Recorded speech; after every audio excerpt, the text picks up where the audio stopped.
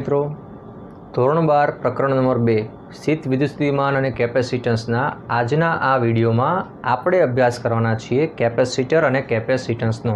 Okay, તો સૌ પહેલાં જોઈએ કેપેસિટર એટલે શું।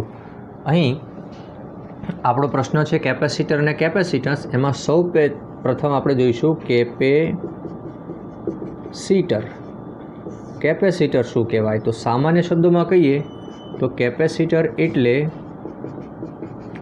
विद्युत भारनो संग्रह करती रचना है। विद्युत परिपथों में एक एवी रचना होय छे जे विद्युत भारनो संग्रह करे, तेने कहेवाय छे केपेसिटर। ओके, केपेसिटर शुं छे मित्रों? विद्युत भारनो संग्रह करती रचना। ओके, एनी सचोट व्याख्या कई रीते आपी शकाय? तो सचोट व्याख्या आपणे आपी शकाय एकबीजानी पास पासे रहेला पण अलग करेला। केवा? नजीक तो खरा पण खूब नजीक नहीं। पास पासे रहेला अलग करेला, पास पासे रहेला अलग करेला। यादच्छिक आकारना अने यादच्छिक कदना बे स्वाहकोना तंत्रने केपेसिटर कहे छे। खूब ज सिंपल डेफिनेशन छे, जोईए। एकबीजानी पास पासे रहेला अलग करेला यादच्छिक आकारना अने यादच्छिक कदना बे सुवाहकोना तंत्रने केपेसिटर कहेवामां आवे छे। बाळको अहीं यादच्छिक आकार एटले मन फावे ते आकार, कोई चोक्कस आकार होतो नथी। जे तमने फावे तेवा आकारनुं तमे केपेसिटर लई शको छो। याद राखवानुं के बंने वाहको नजीक होवा जोईए, खूब पास पासे होवा जोईए, पण अडेला होवा जोईए नहीं, अलग करेला होवा जोईए। जोईए आकृतिमां। अहींया आपणी पासे आकृतिमां बे यादच्छिक आकारना वाहको छे। एक वाहक पर धन वीजभार धारी लो। ओके, अने तेनुं स्थितिमान धारी लो के V1 छे, अने बीजा वाहक पर ऋण वीजभार धारी लो। ओके, तेनुं स्थितिमान धारो के V2 छे। हवे आ बंने वाहको जो पास पासे होय तो शुं थाय के एकना धन वीजभार बीजाना ऋण वीजभार तरफ आकर्षण अनुभवशे। ओके, चलो हवे आपणे आना उपरथी समजवुं छे के केपेसिटन्स कोने कहेवाय। तो केपेसिटन्स माटे तो आकृति में दर्शाव्या मुजब पास पासे रहेला यादच्छिक कद अने आकारना बे वाहको ध्यान में लो। चलो बे वाहको ध्यान में लीधा। तेमना परना विद्युत भारो अनुक्रमे +Q અને -Q छे, तथा तेमना विद्युत स्थितिमानो V1 અને V2 छे। ओके, कोईपण पदार्थ विद्युत भार धरावतो होय तो तेने विद्युत स्थितिमान पण होय छे। तेना लीधे कोईपण बिंदु पासे शुं मळे? विद्युत स्थितिमान। ओके, तो आपणी पासे अहींया स्थितिमान केवा छे? V1 અને V2 छे। विद्यार्थी मित्रों, आ जे स्थितिमान छे, स्थितिमान ए विद्युत भार पर आधार राखे छे। एटले आपणे कही शकीए के अहीं वाहक परनो विद्युत भार ए विद्युत स्थितिमानना समप्रमाणमां छे। हवे आपणे आ सप्रमाणतानी निशानी दूर करीए तो शुं करवुं पड़े? अचळांक मूकवो पड़े। અહીં C એ અચળાંક છે। આ અચળાંકને કેપેસિટન્સ કહે છે। ચલો C ને સૂત્રનો કરતા બનાવો તો શું થશે? C બરાબર Q/V। તો કેપેસિટન્સ એટલે શું? વાહકોના વિદ્યુત ભાર અને વિદ્યુત સ્થિતિમાનના ગુણોત્તરને કેપેસિટન્સ કહે છે। કેપેસિટર બનાવવા માટે આપણે જે બે વાહક લીધા છે એ વાહકો પરનો કુલ વિદ્યુત ભાર અને તેમના વિદ્યુત સ્થિતિમાનના તફાવતને કેપેસિટન્સ કહેવામાં આવે છે. તો આ સૂત્ર ખાસ મોઢે કરી દઈશું આપણે. C બરાબર Q/V. સૂત્ર ફરીવાર બોલીશું. C બરાબર Q/V. ઓકે, ચલો સૂત્ર તાર્યા પછી આપણી મેથડ પ્રમાણે આપણે શું કરીશું ભાઈ? એકમ લખીશું. તો આના એકમ શું થાય? કેપેસિટન્સનો એકમ છે ફેરાડે નામના વૈજ્ઞાનિક ઉપરથી, અથવા તો સૂત્ર ઉપરથી જુઓ તમે કુલમ્બ પ્રતિ વોલ્ટ લખાય. શું લખાય? કુલમ્બ પ્રતિ વોલ્ટ. ચલો પાસું બનાવવું છે કે પારિમાણિક સૂત્ર શું બનશે? કુલમ્બ માટે લખાય એમ્પિયર ઇન્ટુ ટાઈમ અને વોલ્ટેજ માટે m1L2T-3A-1. તમે બધા જાણો છો. ચલો આને સોલ્યુશન કરો. m-1 યસ, આ Lની 2 ઘાત ઉપર ગઈ, -2 Tની -3 પાવર છે ઉપર જાય તો Tની 4 પાવર પ્લસ અને Aની -1 પાવર ઉપર જાય તો Aની 2 પાવર -1242. ઓકે, તો આ છે કેપેસિટન્સનું પારિમાણિક સૂત્ર. ઓકે, હવે વાત કરીએ કે કેપેસિટન્સ એ કોના પર આધાર રાખે છે? કેપેસિટન્સ કોના પર આધાર રાખે છે? તો કેપેસિટન્સ આધાર કોના પર રાખે? વિચારો, આધાર કોના પર રાખે? કેપેસિટન્સ આધાર કોના પર રાખે? તો એ આધાર રાખે છે કેપેસિટરના પરિમાણ પર, તેમાં રહેલ દ્રવ્ય પર, એટલે કે કેપેસિટર અથવા તો વાહકમાં રહેલા દ્રવ્ય પર આધાર રાખે છે અને તેની સંખ્યા પર. વિદ્યાર્થી મિત્રો, આ 3 પોઈન્ટ સમજી શકાય તેવા છે. પરિમાણની વાત તમને અત્યારે કહી દઉં. ધારો કે આપણી પાસે કોઈક આ પાત્ર છે, એક એક્ઝામ્પલ લઈએ. આ પાત્ર છે જેમાં 2 લિટરની ક્ષમતા છે. તમે આમાં કોઈ પ્રવાહી ઉમેરો તો 2 લિટર જ પ્રવાહી સમાઈ શકે. ચલો હવે તમે જુઓ, આ પાત્ર મેં દોર્યું છે. આની સાપેક્ષે આ પાત્રનું કદ શું 2 લિટર કરતાં ઓછું હશે કે વધારે હશે? ઓકે, તમારો જવાબ છે કે સર વધારે હશે. ધારો કે 3 લિટર લખી નાખીએ. કેટલું લખી નાખીએ? 3 લિટર. તો હવે આમાં તમે જુઓ છો કે પ્રવાહી કેટલું સમાય? 1 લિટર વધારે, બરાબર ને? મતલબ કે આનું પરિમાણ એટલે કે ડાયમેન્શન વધારે છે, તો એની કેપેસિટી કેવી છે? વધારે છે. તો એ જ રીતે કેપેસિટરનું પરિમાણ વધારે હોય તો તેની કેપેસિટી પણ વધારે થઈ જાય છે. ઉપરાંત અગાઉ આપણે ભણવાના છીએ કે જ્યારે કેપેસિટરની પ્લેટો વચ્ચે, ખાસ તો સમાંતર પ્લેટ કેપેસિટર જે આપણે ભણવાના છીએ તેમાં, જ્યારે તમે તેની 2 પ્લેટો વચ્ચે ડાઇઇલેક્ટ્રિક પદાર્થ ઉમેરશો ત્યારે તેના કેપેસિટન્સમાં વધારો થશે. અથવા જો તમે ડાઇઇલેક્ટ્રિક પદાર્થને દૂર કરો તો તેના કેપેસિટન્સમાં શું થશે? ઘટાડો. તો એ પણ આપણે ભણવાના છીએ. ઉપરાંત કેપેસિટરોના શ્રેણી અને સમાંતર જોડાણ પણ ભણવાના છીએ. તો એના આધારે પણ કેપેસિટન્સમાં ફેરફાર થાય છે, જે આપણે તમામ વસ્તુનો અભ્યાસ કરીશું.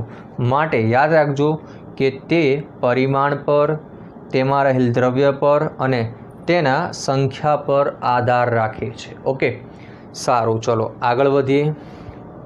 મિત્રો, કેટલીક બાબતો હજી નોંધવા જેવી છે, પરંતુ એ પહેલાં તમે એકવાર આનો એક સ્ક્રીનશોટ લઈ લો.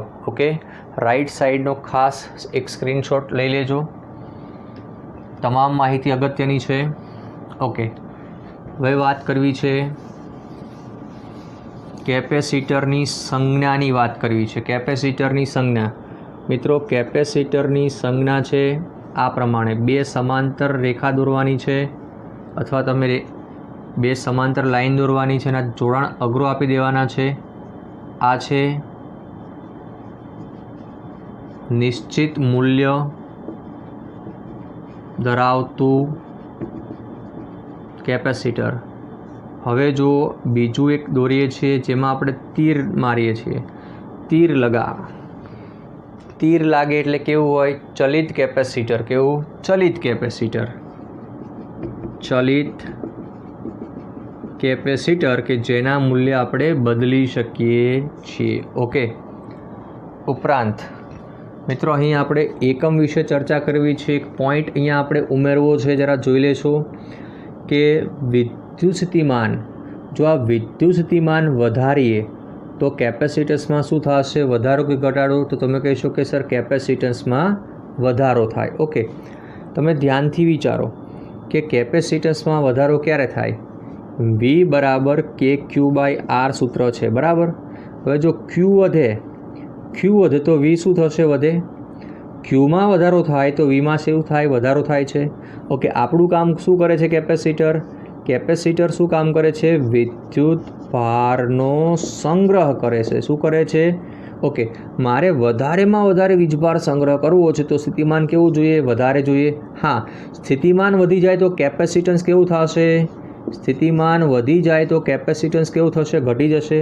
મતલબ કેપેસિટન્સના નાના એકમની જરૂર પડે, નાના એકમની જરૂર પડે. તો મિત્રો કેપેસિટન્સના નાના એકમની જરૂર શા માટે પડે છે એ ખાસ જોઈ લેજો. જો આપણે વધારેમાં વધારે વિદ્યુત ભારના જથ્થાનો સંગ્રહ કરવો હોય તો સ્થિતિમાન વધારવું પડે, અને સ્થિતિમાન વધે તો કેપેસિટન્સ શું થાય છે? ઘટે છે. એટલે નાના એકમોની સાથે પણ આપણે વ્યવહાર કરવો પડે છે. એટલા માટે હું તમને અહીંયા નાના એકમો નોંધ કરાવીશ. લગભગ આપણે મોટાભાગે 3 એકમો વાપરીએ છીએ. 1 માઇક્રોફેરાડે આવે તો 10⁻6 ફેરાડે, યાદ કરી લેજો. 1 નેનોફેરાડે આવે તો 10⁻9 ફેરાડે. 1 પિકોફેરાડે આવે તો 10⁻12 ફેરાડે. ક્લિયર છે? તો આ છે કેપેસિટન્સના નાના એકમો. ચલો ફટાફટ જોઈ લો. Okay, very good. તો ફરીવાર મુદ્દાઓની ચર્ચા કરી લઈએ. કેપેસિટર શું છે? તો કેપેસિટર છે વિદ્યુત ભારનો સંગ્રહ કરતી રચના. સચોટ વ્યાખ્યા શું છે એની? તો એકબીજાની પાસે રહેલા યાદચ્છિક આકારના, યાદચ્છિક કદના અલગ કરેલા સુવાહકોના તંત્રને કેપેસિટર કહેવામાં આવે છે. કેપેસિટરના કેપેસિટન્સનું સૂત્ર શું છે મિત્રો? C બરાબર Q/V. એકમ શું છે? ફેરાડે છે. ઓકે, અન્ય એકમ શું છે? કુલમ્બ પ્રતિ વોલ્ટ છે. પારિમાણિક સૂત્ર શું હતું? M-1 L-2 T4A2. કોના પર આધાર રાખે છે તે? તો કેપેસિટર એ કેપેસિટન્સ એ કેપેસિટરના પરિમાણ પર આધાર રાખે છે, અંદર રહેલા ડાઇલેક્ટ્રિક પદાર્થના દ્રવ્ય પર આધાર રાખે છે, તેમજ કેપેસિટરોની સંખ્યા પર આધાર રાખે છે. અન્ય નાના એકમોની ચર્ચા કરીએ આપણે. જોઈ લઈએ. માઇક્રોફેરાડે, નેનોફેરાડે, પિકોફેરાડે છે. સંજ્ઞાઓ પણ તમને ખ્યાલ આવી ગયો હશે. વિદ્યાર્થી મિત્રો, હવે અહીં એક પ્રશ્ન થાય. આપણે એવું જોયું કે જે વસ્તુ વિદ્યુત ભારનો સંગ્રહ કરે તેને શું કહી શકાય? કેપેસિટર. ઓકે, તો આપણે જોતા હોઈએ કે વીજળી પડે છે, એમાં વિદ્યુત ભાર પૃથ્વી ઉપર આવે તો પૃથ્વી પણ કેપેસિટર તરીકે વર્તતી હોવી જોઈએ. ઓકે, તો પૃથ્વી કેવા આકારની છે? ગોળાકારની છે. ઓકે, થોડીક ચપટી છે પણ લગભગ આપણે એને ગોળાકાર ધારતા હોઈએ છીએ, બરાબર. તો આ પૃથ્વીનું કેપેસિટન્સ કેટલું હોય તે આપણે નેક્સ્ટ પ્રશ્નમાં શીખીશું. ઓકે, સારું. ચલો, તો આટલું ક્લિયર છે? પૂછી કાઢીએ. સરસ.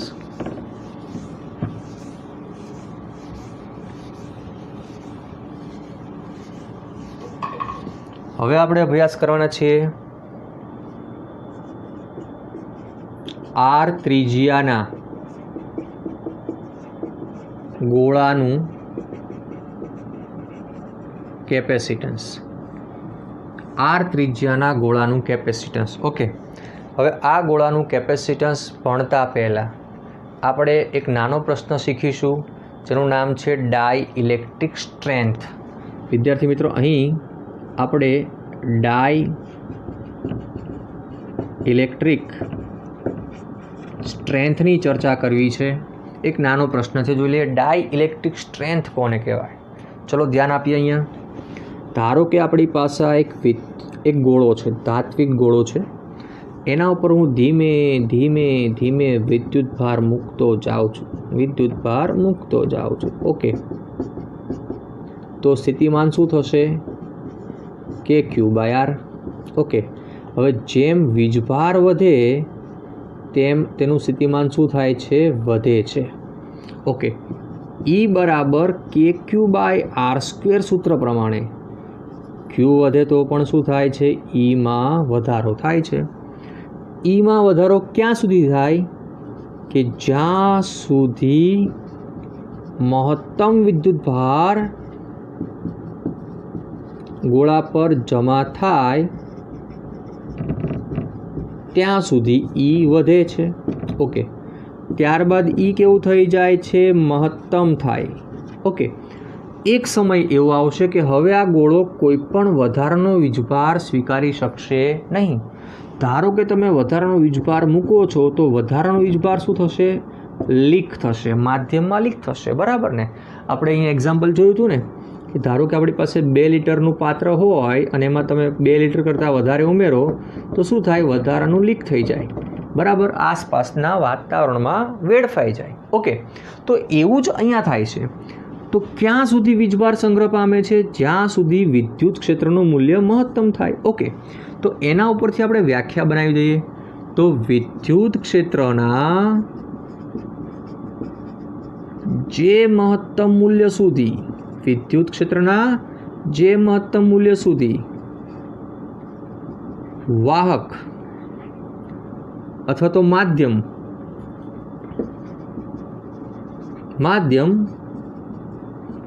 અવાહકતાનો ગુણધર્મ જાળવી રાખે તેને આપણે ડાઇલેક્ટ્રિક સ્ટ્રેન્થ કહીએ છીએ. તેને શું કહીએ છીએ? તેને ડાઇલેક્ટ્રિક સ્ટ્રેન્થ કહેવાય.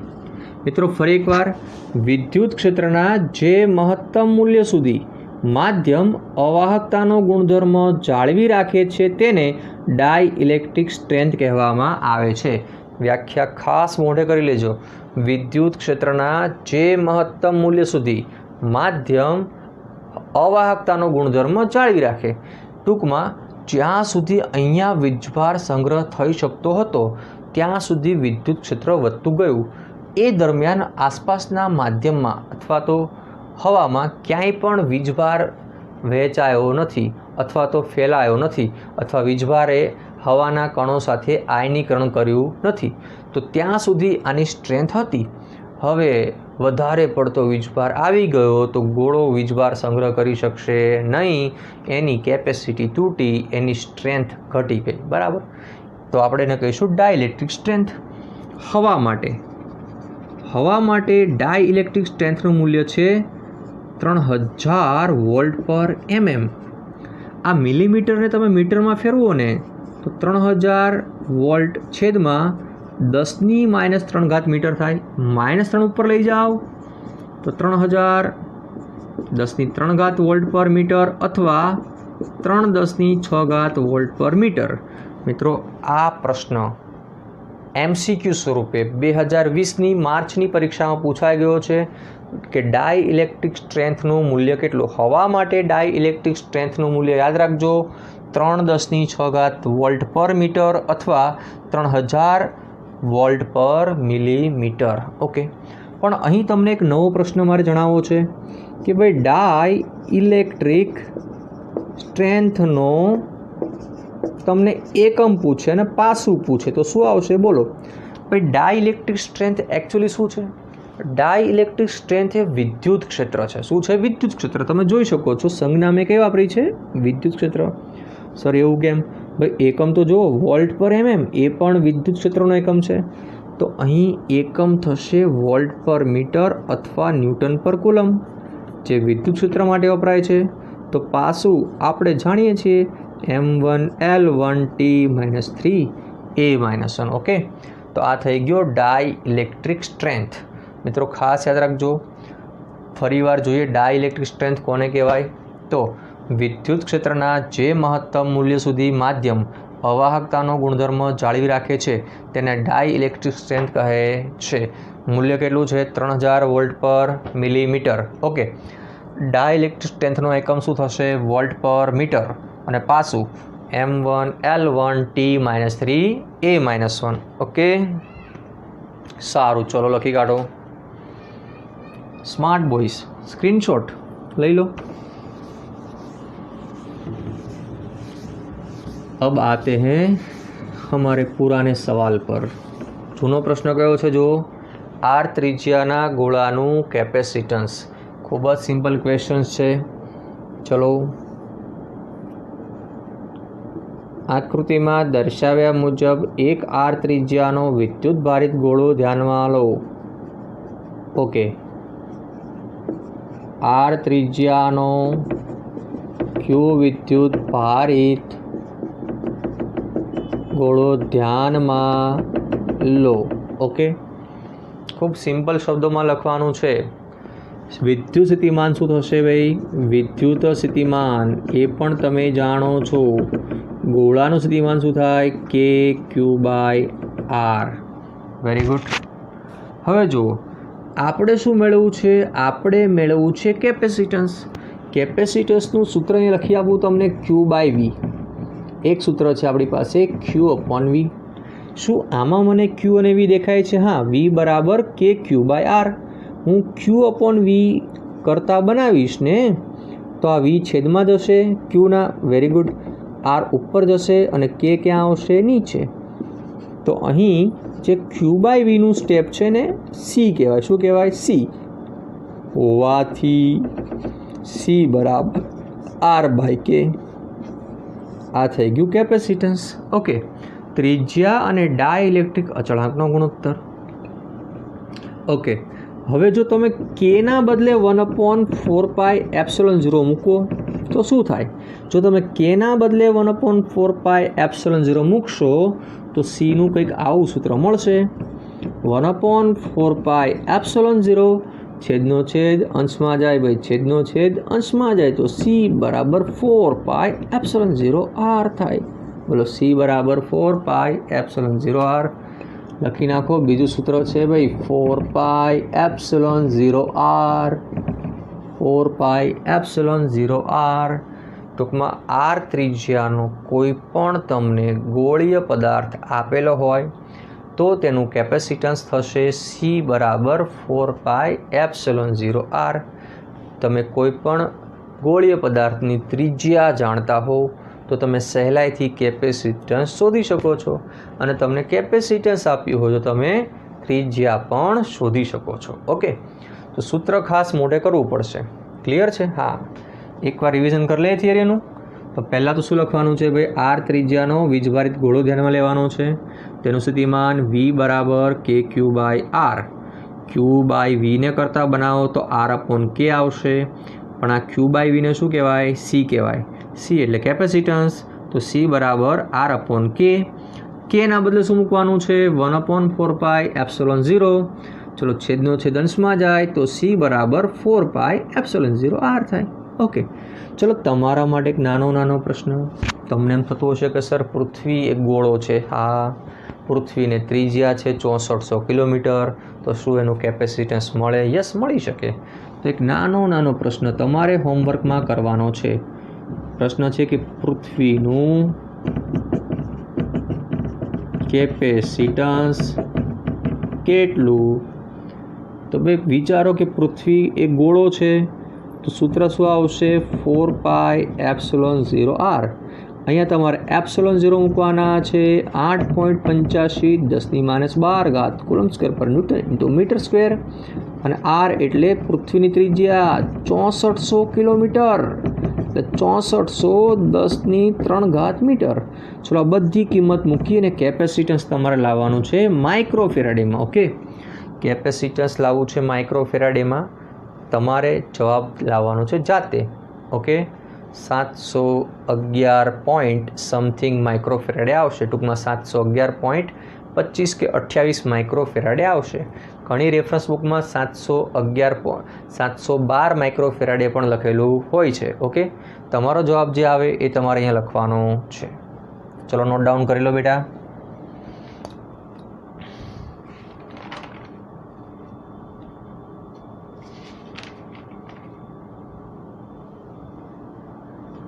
ओके, तो આપણે અત્યાર સુધી કેપેસિટરના કેપેસિટન્સના બે સૂત્ર મેળવ્યા। કેપેસિટન્સના કુલ 3 સૂત્ર છે। કેપેસિટન્સના કુલ કેટલા સૂત્રો છે બાળકો? 3 સૂત્ર, બરાબર। હવે સૌથી અગત્યનું સૂત્ર મેળવીએ છીએ C બરાબર ε0 A/d. C બરાબર ε0 A/d. કયું મેળવીશું? C बराबर ε0 A/d. क्लियर? तो चलिए क्वेश्चन लिखते हैं। समांतर प्लेट कैपेसिटरનું कैपेसिटन्स अथवा तो C बराबर ε0 A/d મેળવો। ओके, तो આપણે અહીં आकृति દોરીશું, आकृतिનું વર્ણન કરીશું અને ધીમે ધીમે સૂત્ર તારવીશું। ઓકે, ફોકસ રાખજો બાળકો, અને હા, નોટ પેન લઈને બેસવું। તો જો પહેલાં તો આપણે શું કરીશું, એક સમાંતર પ્લેટ કેપેસિટર ધ્યાનમાં લઈએ। આ રહી સમાંતર પ્લેટો। હવે આ કેપેસિટરની ખાસિયત શું છે કે બંને પ્લેટો ખૂબ જ નજીક હોય। એ પ્લેટો વચ્ચેનું અંતર ધારી લો કે d છે। एक प्लेट पर धन वीजभार है, बीजी पर ऋण वीजभार Q है। एकनी पृष्ठघनता प्लस सिग्मा धारो, बीजीनी माइनस सिग्मा धारो। ओके, हवे जो अहीं आपणे धन वीजभार लईए, कयो वीजभार लईशुं? धन, अने अहीं लईशुं आपणे ऋण विद्युत भार। ओके, हवे क्षेत्रनी वात करीए तो जे धन वीजभारित प्लेट होय तेमांथी आपणे क्षेत्र रेखाओ दोरवी छे। बराबर, चैप्टर नंबर 1 में सीखी गया कि क्षेत्र रेखाओं बाहर निकले। धननी क्षेत्र रेखा क्या निकले? बाहर। Okay sir, very good. आपको आता है? आपको आता तो मैं बताता, और नहीं आता तो मैं बताता। ये हो गया। ऋण में अंदर जाएगी भाई, ऋण में क्षेत्र रेखाओं क्या जाए? अंदर जाए। ये अंदर की बात है, ये बाहर की बात है। ये अंदर गई, ये बाहर गई। હવે જો આ પહેલી પ્લેટ છે ને, આ જે ડાબી બાજુની પ્લેટ આપણી પહેલી પ્લેટ, અને આ છે બીજી પ્લેટ। બરાબર, આને કહીશું આપણે E1 અને આને કહીશું E2। બરાબર, હવે પહેલાં થોડુંક લખાણ લખીએ। આકૃતિમાં દર્શાવ્યા મુજબ સમાંતર પ્લેટ કેપેસિટર ધ્યાનમાં લો। એ આકૃતિમાં જે હોય એ લખી દેવાનું। બરાબર, આકૃતિમાં દર્શાવ્યા પ્રમાણે એક સમાંતર પ્લેટ કેપેસિટર ધ્યાનમાં લો। પ્લેટો વચ્ચે અંતર d છે। કેટલું છે? ઓકે, પ્લેટોની સપાટીનું ક્ષેત્રફળ કેટલું છે? a છે। ઓકે, એ પણ ક્લિયર છે। હવે જો પ્લેટ 1 પર, प्लेटों पर विद्युत भारों क्या है? अनुक्रमे प्लस Q और माइनस Q, ये पण देखाई रह्या छे। तेमनी पृष्ठघनताओं कई छे? ए प्लस सिग्मा ने माइनस सिग्मा छे। याद छे ने? सिग्मा बराबर Q/A चैप्टर नंबर 1 में आवतुं हतुं। एकम क्षेत्रफळ दीठ विद्युत भार ने पृष्ठघनता कहे छे। तो मित्रों, आटलू लखाण आपणे आकृति उपरथी लखी देवानुं। क्लियर छे? ओके, हवे वात करीए आ प्लेटोना बाह्य विस्तारमां विद्युत क्षेत्र। तो आपणे सौ जाणीए छीए कि प्लेटोनी बाह्य विस्तारमां विद्युत क्षेत्र केवुं थाय छे? तो प्लेटोनी बहारना विस्तारमां विद्युत क्षेत्र केवुं थशे? तो केपेसिटरनी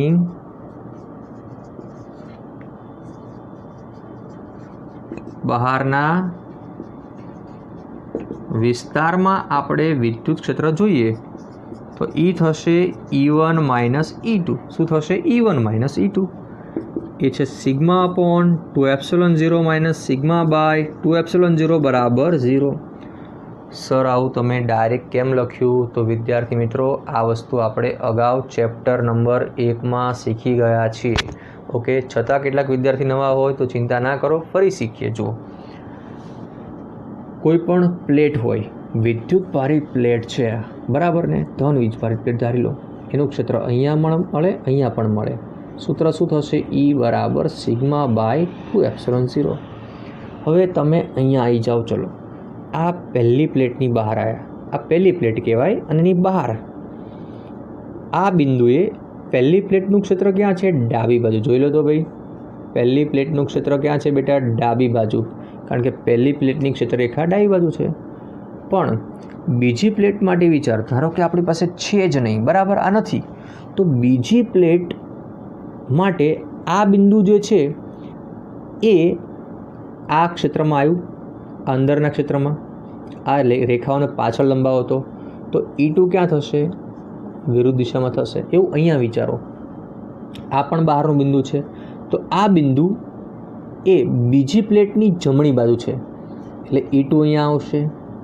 ઓકે, બીજી પ્લેટની જમણી બાજુ એ તો પહેલી પ્લેટની પણ જમણી બાજુ છે, તો પહેલી પ્લેટની જમણી બાજુનું ક્ષેત્ર ક્યાં છે? જમણી છે, ટૂંકમાં E1. તો જો બહારના બંને બિંદુએ તમે જોઈ લો ક્ષેત્રો કેવા છે? સમાન મૂલ્યના, વિરુદ્ધ દિશાના, એટલે E1 માઇનસ E2 થશે. σ/2ε0 માઇનસ σ/2ε0 બરાબર 0. Okay, clear? સારું, ફરી એકવાર વિડીયો જોઈ લેવો. હવે વાત કરીએ અંદર કી વાત.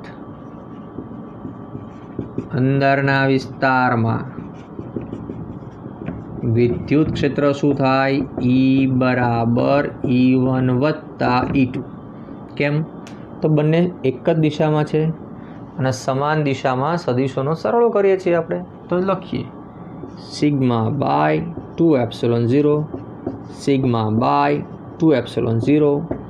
આ પદ તો બે વાર આવ્યા, 2 ટાઈમ σ/2ε0 કટ્ટા કટ્ટા, તો E કેટલા વધ્યા? σ/ε0.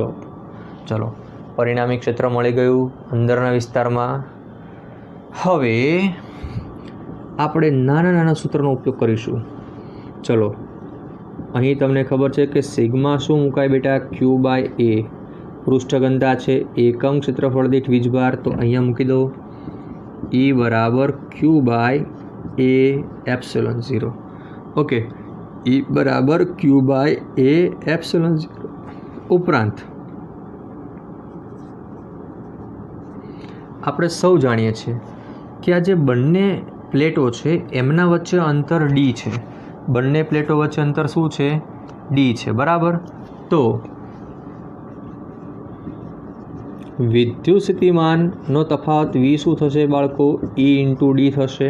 ઓકે, હવે Eની કિંમત અહીંયા મૂકી દો. કોની કિંમત મૂકશો? Eની કિંમત, બરાબર. તો આ Eની કિંમત છે આપણી પાસે Q/A∈0. ઓકે, અને D તો અહીંયા છે જ ઓલરેડી, લખી કાઢ્યા. ઓકે, હવે આ સમીકરણમાંથી તમે Q/V કરતાં બનાવો તો શું થાય? આ A∈0 ડાબી બાજુ જશે, તો A∈0, ડીને છેદમાં લઈ જાઉં, પછી ડીને છેદમાં લઈ ગયા, અહીંયા વધ્યા Q/V. પછી Q/Vને શું કહેવાય? C કહેવાય. તો અહીં Q/V બરાબર C હોવાથી C બરાબર ε0 A/D. C બરાબર ε0 A/D. આ થઈ ગયું સમાંતર પ્લેટ કેપેસિટરની બે પ્લેટો વચ્ચેનું કેપેસિટન્સનું સૂત્ર. સમાંતર પ્લેટ કેપેસિટરની બે પ્લેટો વચ્ચેના કેપેસિટન્સનું સૂત્ર C બરાબર ε0 A/D. ઓકે, ચલો ફટાફટ નોટ ડાઉન કરી લો. C બરાબર ε0 A/D. મિત્રો, આપણે થોડીક વાર પહેલાં વાત કરી કે કેપેસિટન્સ છે પરિમાણ પર આધાર રાખે છે. કેપેસિટન્સ પરિમાણ પર આધાર રાખે છે. તમે જુઓ, ધારો કે મારી પાસે બે નાની નાની પ્લેટો છે અને બે મોટી મોટી પ્લેટો છે, બરાબર. હવે જો આ મોટું કેપેસિટર છે ને આ કેવું છે? નાનું, કારણ કે આમાં તો ક્ષેત્રફળ પણ નાના છે અને અંતર પણ કેવું છે? નાનું.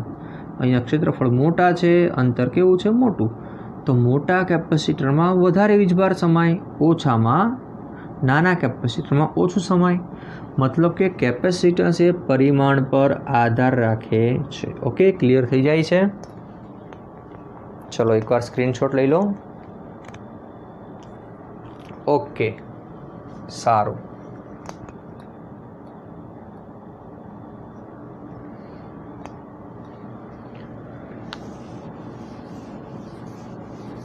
હવે નેક્સ્ટ નાનો પ્રશ્ન છે,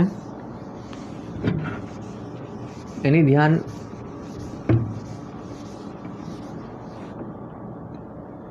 ચલો, ડાઈ ઇલેક્ટ્રિક ની હાજરીમાં કેપેસિટન્સ. ખૂબ જ સિમ્પલ ક્વેશ્ચન છે. ચલો, સૌપ્રથમ આપણી પાસે એક કેપેસિટર છે, જરા ધ્યાનમાં લો. ઓકે, આ કેપેસિટરની બે પ્લેટો વચ્ચે કોઈ પણ પ્રકારનું માધ્યમ નથી. ઓકે, તો લખીશું ડાઈ ઇલેક્ટ્રિકની ગેરહાજરીમાં કેપેસિટન્સ શું લખાશે? ε0 A/d. અહીં એ શું છે? તો પ્લેટોનું ક્ષેત્રફળ છે. ડી શું છે? પ્લેટો વચ્ચે અંતર છે. ઓકે, હવે આ કેપેસિટરની બે પ્લેટો વચ્ચે તમે માધ્યમ મૂકો, ડાઇલેક્ટ્રિક અચળાંક કે વાળું માધ્યમ મૂકી દો, તો શું લખાશે? ડાઈ ઇલેક્ટ્રિકની હાજરીમાં નવું કેપેસિટન્સ બનશે ε0 A/d. ε0 નહીં આવશે. કેમ? અહીં ε છે માધ્યમની પરમિટિવિટી. અહીંયા આપણી પાસે ε0 હતી, એ હતી શૂન્યાવકાશની પરમિટિવિટી. ઓકે, ફરી જોઈ લઈએ. જ્યારે કેપેસિટરની બે પ્લેટો વચ્ચે હવાનું માધ્યમ હોય તો આપણે ε0 લખીએ છીએ, જે છે શૂન્યાવકાશની પરમિટિવિટી. હવે એ જ સૂત્ર આપણે લખ્યું છે ડાઇલેક્ટ્રિકની હાજરીમાં. ઓકે, જ્યારે માધ્યમ મૂકેલું હોય તો પરમિટિવિટી કોની આવે? માધ્યમની આવે. રાઈટ છે. બસ આ બેનો સંબંધ મેળવવો છે. સંબંધ મેળવવો હોય તો શું કરશું? 2/1 કરી દો, C'/c કરી દેશો. ε0 A/d છેદમાં ε0 A/d. આ A/d કેન્સલ, તો ε/0. આ તો ઓળખીએ છીએ ચેપ્ટર નંબર 1. ε/ε0 ને કહેવાય સાપેક્ષ પરમિટિવિટી અથવા તો ડાઈ ઇલેક્ટ્રિક અચળાંક. શું કહેવાય છે? ડાઈ ઇલેક્ટ્રિક અચળાંક. તો શું થશે? તો સૂત્ર બનશે C'/c બરાબર k. તો C' બરાબર ck. તો આના ઉપરથી એવું કહી શકાય કે કેપેસિટરની બે પ્લેટો વચ્ચે તમે જ્યારે ડાઈ ઇલેક્ટ્રિક મૂકો છો તો કેપેસિટન્સ કે ગણું થાય છે. તો આપણે વાત કરી હતી ને કે કેપેસિટન્સ 3 બાબત પર આધાર રાખે છે. એક તો પરિમાણ પર, કેપેસિટરની સંખ્યા પર અને માધ્યમ પર. ઓકે, તો પરિમાણ વિશે ખ્યાલ આવી ગયો. સૂત્ર C બરાબર ε0 A/d ઉપરથી A અને D પરિમાણ દર્શાવે છે. ઓકે, માધ્યમ વિશે વાત કરી હતી તો C' બરાબર ck એવું દર્શાવે છે કે જ્યારે તમે ડાઈ ઇલેક્ટ્રિક અચળાંકવાળું કોઈ પણ માધ્યમ મૂકો છો તો કેપેસિટન્સમાં વધારો થાય છે. કેટલું થાય છે કેપેસિટન્સ? તો k ગણું થાય છે. આના રિલેટેડ MCQs ઘણા બધા આવે છે. ઓકે, એ પણ તમારે સોલ્વ કરવા જોઈએ. તો આજના લેક્ચરમાં મિત્રો આટલું રાખીએ છીએ. તમામ નોંધ તમારે કરી દેવાની છે મુદ્દાઓની અને તૈયાર કરી નાખવાનું છે. Okay, best of luck. Thank you very much.